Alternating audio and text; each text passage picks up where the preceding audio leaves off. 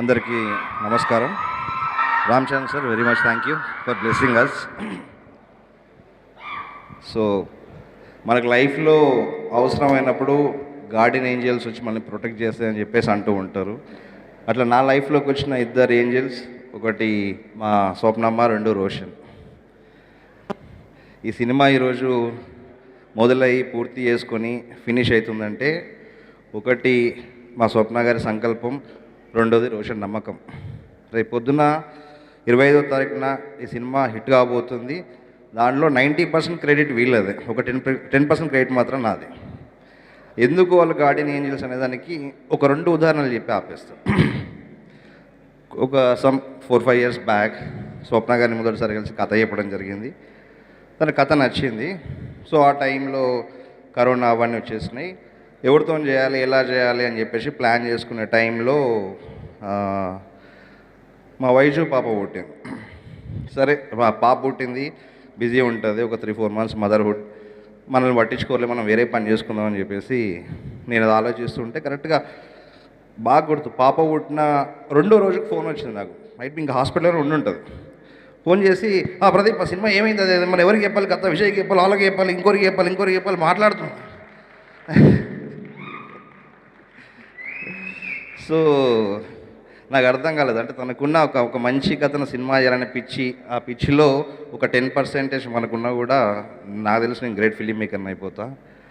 And తను ఒక directors dream producer. జనరల్గా మనం ఒక డైరెక్టర్గా పోయి ఒక ప్రొడ్యూసర్ కథ చెప్పినప్పుడు కథ చెప్పడం ఒకటి, ఆ కథకు ఏం కావాలి అని చెప్పి మళ్ళీ ఎక్స్ప్లెయిన్ చేసి అవి తెచ్చుకోవడం ఒకటి.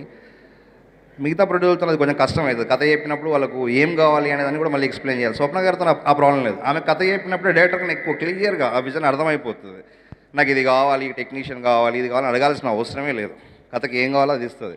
అందుకే ఈరోజు నేను లెజెండ్స్ తరణి గారు ఆర్ట్ డైరెక్టర్, మది గారు cinematographer, Mickey music director, and Peter Hein master, మా ఎడిటర్ చంటి గారు, ఇంత పెద్ద టెక్నీషియన్స్ని వర్క్ చేయడానికి కారణం కేవలం స్వప్న గారు.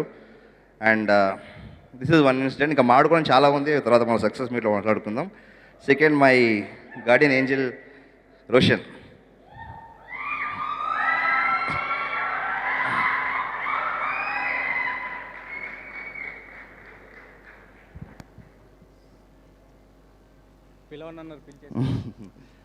రోషన్ను నేను 3 ఇయర్స్ బ్యాక్ కలిసింది. 3 ఇయర్స్ బ్యాక్ అప్పుడు స్వప్న గారు ఎవరితో చేద్దాం, రోషన్ బాగుంటాడు చూడు అంటే ఒక 3 ఇయర్స్ బ్యాక్ వెళ్ళి రోషన్కి మెసేజ్ పెట్టి కలిశాను. శ్రీకాంత్ గారు అందరు ఇంట్లో ఉన్నారు. నేను వెళ్ళేసరికి రోషన్ ఎదురుగా నడుచుకుంటూ వస్తున్నాను రిసీవ్ చేసుకోవడానికి. చూడగానే అరే భలే అవి దొరికేసిండు, క్యారెక్టర్ దొరికింది, నా హీరో దొరికిండు. లోపలికి వెళ్ళిపోయినాక శ్రీకాంత్ గారు, విజయ్ గారు రోషన్ కథ విన్నారు, అందరికి నచ్చింది, అయిపోయింది, ఓకే, ఆల్ లాక్. దాని తర్వాత మనకు అందరికీ తెలిసింది కల్కి, అది పెద్ద ప్రెస్టీజియస్ ప్రాజెక్ట్, అది జరుగుతుంది. సో కొంచెం పుషప్ అవుతూ ఉంటే రోషన్ అడుగుతూ ఉంటే స్వప్న గారు కూడా చెప్పేది రోషన్కు, అరే ఎందుకురా వెయిట్ చేయడము, నువ్వు కావాలంటే ఇంకో ప్రాజెక్ట్ చేసుకోండిరా, ఇది కంపల్సరీ మనం చేద్దాము. నేను కూడా రోషన్ వేరే చేసుకోనరా, ఎందుకు టైం వేస్ట్ చేసుకుంటాను, ఎందుకంటే ప్రైమ్ ఏజ్ కలిసినప్పుడు 21, ప్రైమ్ ఏజ్ ఎందుకు టైం వేస్ట్ చేసుకుంటానో చేసుకోవచ్చు కదా అంటే, లేదు భయ్య అంటే అంత నమ్మకం ఎందుకు వచ్చిందో నాకు తెలియదు, లేదు భయ్య ఈ సినిమా పూర్తి చేసినాకనే నేను వేరే ఏదైనా సినిమా చేస్తా. తన లైఫ్లో, తన కెరియర్లో 1000 రోజులు నాకు ఇచ్చాడు, 1000 డేస్.